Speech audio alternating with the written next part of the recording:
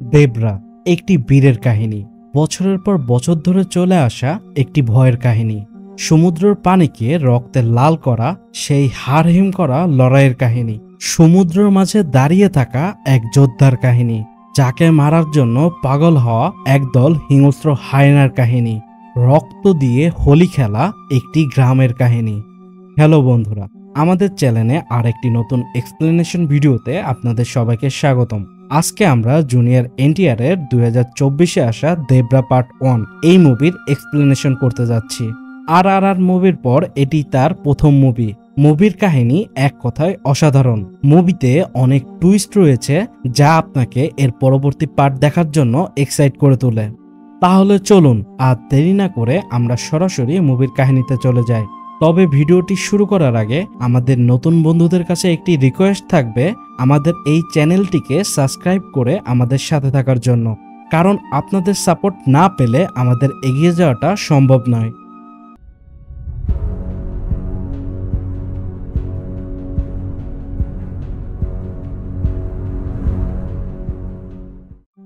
মুভির শুরুতে আমাদের 1996 সালের সময় দেখানো হয়, যেখানে মুম্বাই শহরে পুলিশ আইপিএসদের সাথে হোম মিনিস্টারের একটি মিটিং চলছে। গোয়েন্দা ইন্টেলিজেন্সদের কাছে খবর আছে যে কিছুদিন আগে ইন্ডিয়ার মোস্ট 2 ওয়ান্টেড ভাই দয়া ও ইয়াতির অ্যাকাউন্টে দুবাই দেশ থেকে অনেক অর্থ দেয়া হয়েছে। এক মাস পর ইন্ডিয়াতে হওয়া ক্রিকেট ওয়ার্ল্ড কাপে তারা বড় কিছু করার পরিকল্পনা করেছে। দয়া ইন্ডিয়ার বাইরে থাকে আর ইয়াতি ইন্ডিয়ার ভিতরে থেকেই সবকিছু অপারেট করে। তাই ইয়াতিকে ধরার দায়িত্ব অফিসার শিবামকে দেয়া হয়, যে 3 বছর ধরে ইয়াতিকে ফলো করছে। শিবাম ইয়াতির একজন লোককে ধরে তার থেকে জানতে পারে যে সমুদ্র পথে তাদের প্রচুর পরিমাণ অস্ত্র ও গোলাবারুদ আসবে।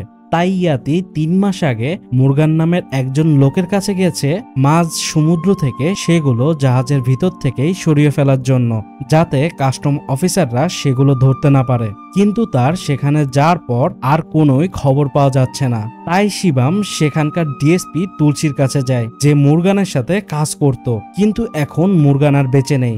এখানে শিবাম ডিএসপি কে টাকার অফার করে যে তাদেরও কিছু মাল জাহাজ থেকে নিয়ে আসার জন্য।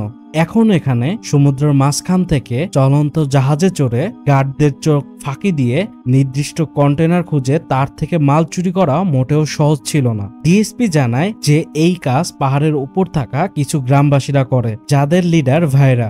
এখানে ডিএসপি এটিও বুঝে গিয়েছিল যে শিবাম আসলে পুলিশ, তাই সে শিবামকে ভাইরার সাথে পাঙ্গা নিতে নিষেধ করে। এরপর শিবাম ভাইরার কাছে এসে তাকে অনেক টাকার লোভ দেখায়, কিন্তু ভাইরাল লোকেরা জানায় তারা এই কাজ অনেক আগে ছেড়ে দিয়েছে। তাই শিবাম তাদের সাথে একটু খারাপ ব্যবহার করে, আর এতেই ভাইরা রেগে শিবাম সহ তার সাথীদের মেরে এখান থেকে বের করে দেয়। শিবাম ভাবে ইয়াতি এখানেই আছে আর এজন্য তারা নতুন কোনো কাজ নিচ্ছে না। তখন শিবাম এখানে একজন বৃদ্ধ লোককে দেখতে পায়, যার নাম সিঙ্গাপ্পা। শিবাম সিঙ্গাপ্পাকে টাকা দিতে চায় ভাইরাকে তাদের কাজ করতে রাজি করার জন্য। সিঙ্গাপ্পা তখন তাদের নিয়ে নৌকায় উঠে কোথাও যেতে থাকে। শিবাম এখানে সিঙ্গাপ্পাকে একটি দামি হীরার আংটির লোভ দেখায়, কিন্তু সিঙ্গাপ্পা আংটিটিকে সমুদ্রে ফেলে দেয়। তাই শিবামও সমুদ্রে লাফ দেয় আংটিটিকে খোঁজার জন্য, কিন্তু সে সমুদ্রের মধ্যে অনেক মানুষের কঙ্কাল দেখতে পায়, যা দেখে সে ভয়ে উপরে এসে কাঁপতে থাকে যে এতগুলো মানুষকে কারা এইভাবে মেরে সমুদ্রের মধ্যে এইভাবে ঘিরে রেখেছে। তখন সিঙ্গাপ্পা তাদের এই লাল সমুদ্রের কাহিনী বলতে শুরু করে, যে ইংরেজদেরও অনেক আগে থেকেই এই পর্বতে একটি রাজা ছিল, যার সেনারা অনেক বাহাদুর ও বীর ছিল। তাই তারা তাদের শত্রুদের কখনোই এই পর্বতে আসতে দেয়নি। তাদের শত্রুরা যতবারই এই পর্বতে হামলা করেছে, তারা ততবারই তাদের শত্রুদের মেরে এই সমুদ্রের পানিকে লাল করে দিয়েছে। তাই এখন এই সমুদ্রকে লাল সমুদ্র বলা হয়। আর ইংরেজদের সময়ও ইংরেজরা এদেশ থেকে যা লুট করত, এই সেনারা ইংরেজদেরকে লুট করে সেগুলো আবার সবার মাঝে বিলিয়ে দিত। কিন্তু দেশ স্বাধীন হলে তাদের এই অবদানের কথা পুরো দুনিয়া ভুলে যায়, আর সময়ের সাথে সাথে তারা অনেক গরিব হয়ে পড়ে। তখন এখানে মুরগান ও তুলসী নামে দুজন লোক আসে, যারা খেটে খাওয়া গ্রামবাসীদের প্রচুর অর্থের লোভ দেখিয়ে জাহাজ থেকে তাদের মাল নিয়ে আসতে বলে। তখন আমরা দেবরাকে দেখি, যে সমুদ্রের মাছ থেকে লাফ দিয়ে জাহাজে ওঠে। এরপর সে কন্টেনার খুঁজে বের করলে তার সাথীরাও জাহাজে উঠে পড়ে। এখানে তাদের সাথে আমরা ভাইরাকেও দেখতে পাই, আর ভাইরা দেবরার অনেক ভালো বন্ধু ছিল। এরপর তারা অনেক কৌশল খাটিয়ে জাহাজে থাকা নেভি অফিসারদের নাকের গোড়া দিয়েই জাহাজ থেকে এক এক করে মাল সরাতে থাকে। এখানে ভাইরা এই নেভি অফিসারদের মারতে চায়, কিন্তু দেবরা ভাইরাকে এমনটি করতে দেয় না। এরপর তারা এই মাল নিয়ে এসে মুরগানকে দেয়। মুরগান ভালো করেই জানতো যে এই গ্রামবাসীরা ছাড়া এই কাজ আর কারোর পক্ষে করা সম্ভব নয়, তাই মুরগান তাদের প্রচুর অর্থ দিয়ে তাদের খুশি রাখতো। মুরগান এখানে তাদের মাধ্যমে অবৈধ অস্ত্র ও গোলাবারুদ এনে সেগুলো টেররিস্টদের কাছে পাচার করত, কিন্তু গ্রামবাসী তা জানতো না। এরপর আমরা দেবরার পরিবারকে দেখি, যেখানে তার মা, স্ত্রী, একটি ছেলে ও একটি মেয়ে রয়েছে। দেবরা তার ছেলেকে তার বাবা দাদাদের বীরত্বের কাহিনী শোনাতো, কিন্তু দেবরার ছেলে তার বাবা দেবরার কাহিনী শুনতে চায়, কিন্তু দেবরা জানতো সে খারাপ কাজ করছে, তাই সে তার কাহিনী তার ছেলেকে বলে না। কিন্তু দেবরা অনেক ভালো মনের মানুষ ছিল, সে তার গ্রামবাসীদের বেশ খেয়াল রাখতো, তাই সবাই তাকে অনেক ভালোবাসতো। আর সে গ্রামের প্রধানও ছিল। এই পর্বতে 4টি গ্রাম ছিল, যারা সবাই মিলে অস্ত্রের পূজা করত। আসলে গ্রামের সবাই যোদ্ধা ছিল, তাই তারা অনেক আগে থেকেই অস্ত্রের পূজা করে আসছে। আর এই পূজার রাতে 4 গ্রামের মধ্যে কুস্তির লড়াই হতো। যেই গ্রাম এই লড়াইয়ে জিততো তারা এই অস্ত্র তাদের গ্রামে নিয়ে যেত।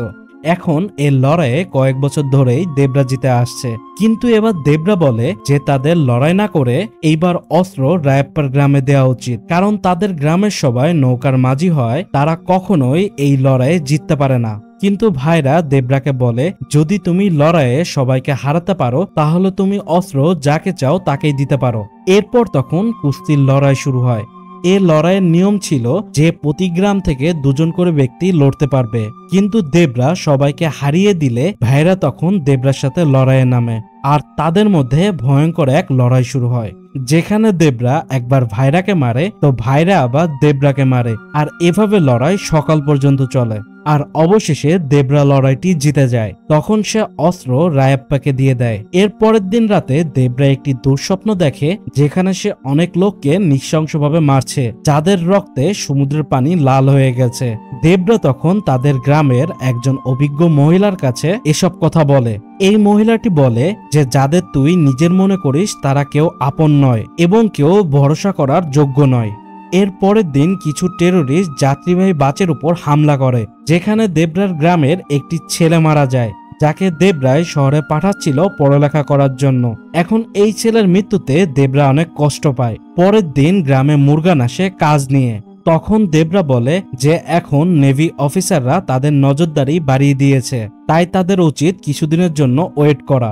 কিন্তু ভাইরা সহ বাকিরা রাজি হয় না, আর তারা দেবরাকে ছাড়াই জাহাজ থেকে মাল চুরি করতে যায়। কিন্তু তখন রায়াপ্পা দেবরাকে বোঝায় যে তাকে ছাড়া তারা সবাই বিপদে পড়বে, আর এই অর্থ ছাড়া তাদের গ্রাম চলতে পারবে না। তাই দেবরা তখন তাদের সাথে যেতে রাজি হয়ে যায়। এরপর তারা জাহাজ থেকে মাল চুরি করে, কিন্তু ফেরার সময় তারা নেভির অফিসারদের কাছে মাল নিয়ে ধরা পড়ে। এখানে প্রচুর পরিমাণ অস্ত্র ও গোলাবারুদ ছিল, যা হাজার হাজার মানুষকে এক নিমেষেই শেষ করে দিতে পারে।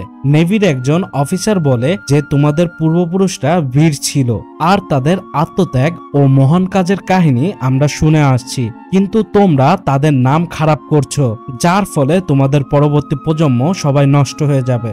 দেবরা তখন জানতে পারে যে তাদের চুরি করা এই অস্ত্র দিয়েই সেই দিন ওই টেররিস্টরা হামলা করেছিল, যার ফলে ওই ছেলেটি মারা যায়। দেবরা তখন রিয়েলাইজ করতে পারে যে তারা না জেনে অনেক বড় ভুল করেছে, আর তাদের ভবিষ্যৎ প্রজন্ম তাদের এ কাজের জন্য নষ্ট হয়ে যাবে। কিন্তু তখনই ভেরা এই নেভি অফিসারের উপর হামলা করে বসে। তাকে দেখে বাকিরাও অন্যান্য অফিসারদের উপর হামলা করে। এখন এদের শক্তির কাছে নেভি অফিসারদের অস্ত্র কোনো কাজেই আসছিল না, কিন্তু দেবরা তার সাথীদের বিরুদ্ধে গিয়ে তাদের সাথে লড়াই করে নেভি অফিসারদের বাঁচাতে থাকে। এইভাবে দেবরা তার সাথীদের থেকে নেভির অফিসারদের আর নেভির অফিসারদের থেকে তাদের সাথীদের বাঁচাচ্ছিল। কিন্তু ভাইরা না থেমে এই নেভির অফিসারকে মারতে গেলে দেবরা তার গলায় ছুরি ধরে। তখন ভাইরা তার সাথীদের সাথে এই মাল নিয়ে এখান থেকে চলে যায়। তখন দেবরা এই নেভির অফিসারের কাছে ওয়াদা করে যে পরবর্তীতে তাদের গ্রামবাসী আর কখনোই এই ধরনের কাজ করবে না। এদিকে মুরগান অনেক টেনশন করছিল যে দেবরাকে ছাড়া তারা মাল আনতে পারবে কিনা। তখন ভাইরা তার সাথীদের সাথে মাল নিয়ে আসে, আর এখানে তখন দেবরাও চলে আসে। কিন্তু সে মুরগানকে এই মাল নিতে দেয় না। তাই মুরগান তখন দেবরাকে অনেক টাকা দিতে চায় আর বলে সামনে আরো বড় বড় প্রজেক্ট আসছে আর এতে তারা আরো অনেক বেশি টাকা পাবে। কিন্তু দেবরা বলে যে গ্রামবাসীরা আর তাদের কাজ করবে না, আর দেবরা মুরগানকে এই পর্বতে আসতে নিষেধ করে, তা না হলে তাদের লাশও খুঁজে পাওয়া যাবে না। কিন্তু ভাইরা ও তার লোকেরা দেবরার বিরুদ্ধে কথা বলে। তাদের একজন বলে যে তারা এই কাজের জন্য জীবন দিতেও পারে আবার জীবন নিতেও পারে। দেবরা তখন তাকে ধরে তার পিঠ কেটে একটি ক্রোশের চিহ্ন বানিয়ে দেয় আর বলে যে এই খারাপ কাজের লোভ তাদের রক্তে মিশে গেছে। তখন দেবরা এই কন্টেনারগুলোকে ঠেলে পাহাড় থেকে ফেলে দিতে যায় আর বেশ কিছু লোক তা আটকানোর চেষ্টা করে, কিন্তু তারা দেবরার শক্তির কাছে ব্যর্থ হয়। দেবরা এই কন্টেনারগুলোকে পাহাড় থেকে ফেলে দিলে সেখানে বড় ধরনের বিস্ফোরণ হয়। তখন দেবরা বলে কেউ যদি আর এই কাজ করার সাহস করে তাহলে দেবরা ভয় হয়ে এসে তাদের সাহসকে ধ্বংস করে দিবে। দেবরা তখন তার গ্রামবাসীদের সাথে মাছ ধরে জীবিকা চালাতে শুরু করে। আর কেউ সমুদ্রে খারাপ কাজ করতে গেলে দেবরা তাদের পিঠে ক্রোশ এঁকে দেয়। এদিকে ভাইরা ও তার সাথীরা দেবরার উপর ক্ষোভ পুষতে থাকে, কিন্তু দেবরা অনেক শক্তিশালী হওয়ায় তারা কেউই কিছু করার সাহস পায় না। এদিকে রায়াপ্পার বোন সমুদ্রে সুসাইড করতে যায়, কিন্তু ভাইরা তাকে বাঁচিয়ে নিয়ে আসে। আসলে সে অন্ধ হয়, তার ভাইয়ের কাঁধে বোঝ হয়েছিল আর তাকে কেউ বিয়েও করছিল না। তখন ভাইরা তার ভাইয়ের সাথে রায়াপ্পার বোনের বিয়ে দিতে চায়। এরপর ভাইরার লোকেরা ভাইরার উপর চটে যায় যে এমন পরিস্থিতিতে সে কেন তার ভাইয়ের বিয়ে দিচ্ছে আর তাতে দেবরাকে কেন আসতে বলেছে। তখন ভাইরা বলে এত বছর ধরে ওর সাথে থাকলি আর শেষবারের মতো ওকে দেখবি না। আসলে ভাইরা এই বিয়ের বাহানায় দেবরাকে মারার প্ল্যান করেছে। তারা সবাই মিলে লড়াই করলেও দেবরাকে মারতে পারবে না, তাই তারা বিয়েতে দেবরাকে নেশা করাবে আর নেশায় অচেতন হলে তখন তারা দেবরাকে মেরে ফেলবে। এখন বিয়ের দিন দেবরা বিয়েতে আসে, তখন সে রায়াপ্পার কথায় ভাইরার কাছে আসে আর তাদের সাথে বসে প্রচুর নেশা করে। এদিকে রায়াপ্পা ভাইরার লোকদের দেবরাকে মারার পরিকল্পনার কথা শুনে ফেলে। তখন সে দৌড়ে ভাইরার কাছে আসে, কিন্তু ভাইরা তার বোনের বিয়ে ভাঙার ভয় দেখিয়ে তাকে দিয়ে দেবরাকে বলায় যে সমুদ্রের পারে কয়েকজন জাহাজ লুটের জন্য একত্র হয়েছে। এই শুনে দেবরা সমুদ্রের পাড়ে আসে, কিন্তু সে কাউকেই দেখতে পায় না আর নেশায় আচ্ছন্ন হয়ে সে সেখানেই শুয়ে পড়ে। আর তখন এখানে অসংখ্য লোকেরা দেবরাকে মারার জন্য লুকিয়ে লুকিয়ে আসতে থাকে। তখন তারা ঘুমন্ত দেবরার উপরই আক্রমণ করে, কিন্তু দেবরা জেগে যায় আর তাদের সাথে মৃত্যু খেলায় নামে। আর দেবরার এমন মৃত্যুর তাণ্ডব দেখে সবার আত্মা কেঁপে যায়। এখানে অধিকাংশ লোকই বাইরে থেকে এসেছিল, তাই দেবরা তাদের গ্রামের কিছু লোকদের বাদে সবাইকেই নৃশংসভাবে হত্যা করে, যাদের রক্তে সমুদ্রের পানি লাল হয়ে যায়। আর এই স্বপ্নই দেবরা দেখেছিল। পরের দিন সবাই এসে এই মৃত্যু খেলার শেষ পরিণতি দেখতে পায়, যেখানে শুধু লাশের ঢের পড়েছিল। আর সেখানেই একটি পাথরের গায়ে দেবরা লিখে রেখেছে যে যদি আমি সবার সামনে থাকি তাহলে আমার উপর সবার ভয় কমে যাবে, তাই আমি অদৃশ্য থেকেই সমুদ্রকে রক্ষা করব। আর যারা তার কথা অমান্য করে সমুদ্রে যাবে খারাপ কাজের উদ্দেশ্যে, তাদেরও শেষ পরিণতি এমনই হবে। আর এইখানে একটা অনেক বড় টুইস্ট রয়েছে, যা আমরা মুভির শেষে জানতে পারবো। এদিকে শিবাম সিঙ্গাপ্পাকে প্রশ্ন করে যে এই লাশগুলোকেই কি সে সমুদ্রে দেখেছিল, কিন্তু সিঙ্গাপ্পা জানায় না। তারপর সিঙ্গাপ্পা আবারও বলতে থাকে যে দেবরার ভয়ে সবাই খারাপ কাজ ছেড়ে দিয়ে নদীতে মাছ ধরে ও জঙ্গলে কাঠ কাটতে শুরু করে। কিন্তু ভাইরা অস্ত্র পূজার নামে দেবরার কিছু লোকদের মেরে ফেলে আর অনেককে পঙ্গু করে ফেলে, কিন্তু তারপরেও দেবরা ফিরে আসে না। ভাইরা তখন গ্রামের কিছু বাচ্চাদের তার কাছে নিয়ে আসে আর তাদের এমনভাবে প্রশিক্ষণ দেয় যাতে তারা দেবরাকে মারতে পারে। আর এভাবেই 12 বছর কেটে যায়। ভাইরার কঠোর প্রশিক্ষণে বাচ্চাগুলো এই 12 বছরে অনেক শক্তিশালী হয়ে উঠেছে। আর ভাইরার এই বাহিনীর প্রত্যেকের মূল লক্ষ্য হলো শুধু দেবরাকে হত্যা করা। এরপর আমরা দেবরার ছেলে ভেরাকে দেখতে পাই, যে সমুদ্র থেকে একটি হাঙ্গর মাছ টেনে পাড়ে নিয়ে এসেছে। এখানে ভেরা দেখতে একদম তার বাবা দেবরার মতো। এখানে আমরা আরেকটি হাঙ্গর মাছের কঙ্কাল দেখি, যেটাকে তার বাবা দেবরা নিজ হাতে মেরেছিল। ভেরা সবাইকে বলতে থাকে যে সে কিভাবে সমুদ্রের ভেতর গিয়ে এই হাঙ্গরটিকে নিজ হাতে মেরেছে, কিন্তু কেউই তার কথা বিশ্বাস করছিল না। আসলে ভেরা দেবরার ছেলে হলেও তার মতো সাহসী আর শক্তিশালী ছিল না, আর সে লড়াইয়ের নাম শুনলেই ভয় পেত, তাই কেউই তাকে তেমন রেসপেক্ট করতো না। আর ভেরা একটু বোকা টাইপের ছিল, তাই ভেরার কথায় সবাই বুঝতে পারে যে হাঙরটি আগেই মারা গিয়েছিল আর ভেরা তাকে তার নৌকায় করে নিয়ে এসেছে। এদিকে ভেরার পরিবার এখনো দেবরাকে খুঁজে বেড়াচ্ছে, কিন্তু ভেরা তাদের আর দেবরাকে খুঁজতে নিষেধ করে, কারণ দেবরা যদি তার পরিবারের কথা একটুও ভাবতো তাহলে সে অনেক আগেই তাদের কাছে ফিরে আসতো। এরপর আমরা রায়াপ্পার মেয়ে তাঙ্গাকে দেখতে পাই, যে ভেরাকে পছন্দ তো করে, কিন্তু ভেরা তার বাবার মতো সাহসী না হয় সে তাকে তেমন পাত্তা দেয় না। এরপর আমরা ভেরাকে দেখি যে তাদের গ্রামে একটি অসুস্থ বাচ্চাকে দেখতে পাই। তখন একজন অনেক বয়স্ক লোক বলে এটি একটি অভিশাপ, কারণ অনেক বছর ধরে অস্ত্র তাদের গ্রামে না আসায় এই অভিশাপ লেগেছে।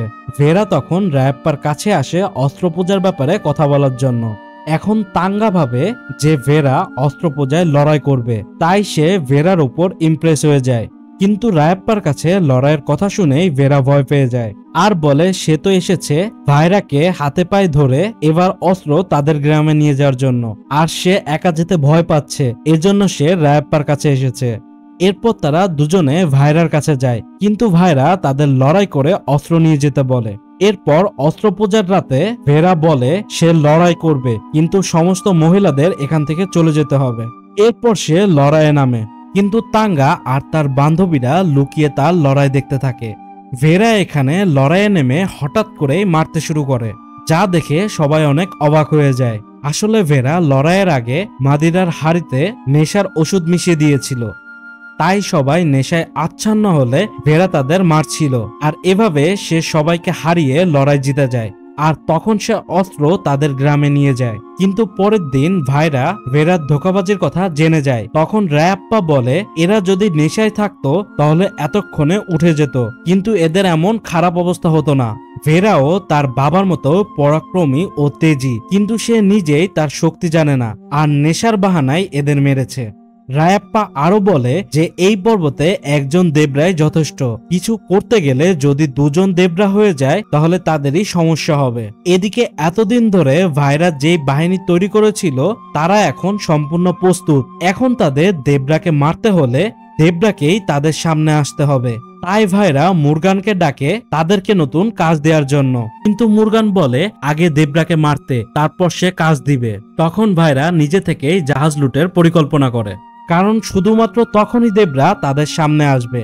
এদিকে পুরো পর্বতে এটি লুটিয়ে পড়ে যে দেবরা আর বেঁচে নেই। তাই শুনে দেবরার মা অনেক অসুস্থ হয়ে পড়ে। এখন ভাইরা জানতো যে দেবরা তার মার সাথে দেখা করতে অবশ্যই আসবে, তাই সে তার বাহিনী নিয়ে কবিরাজের বাড়ি পাহারা দিতে থাকে।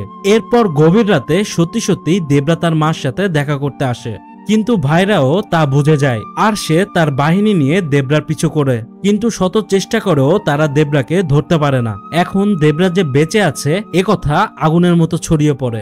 এরপরের দিন ভাইরা আবার মুরগানের সাথে দেখা করে জাহাজ লুটের পরিকল্পনা করে, আর এর পরের দিন কেউ ভাইরার হাত ভেঙে দেয়। আসলে ভাইরার বন্ধুর ছেলে ভাইরার হাত ভেঙেছে যাতে সে জাহাজ লুটে না যেতে পারে, কারণ ভাইরা যদি জাহাজ লুট করতে যায় তখন ভাইরা দেবরাকে পেলে মেরে ফেলবে, কিন্তু দেবরা তার বাবাকে মেরেছিল, এজন্য সে নিজের হাতে দেবরাকে মারতে চায়।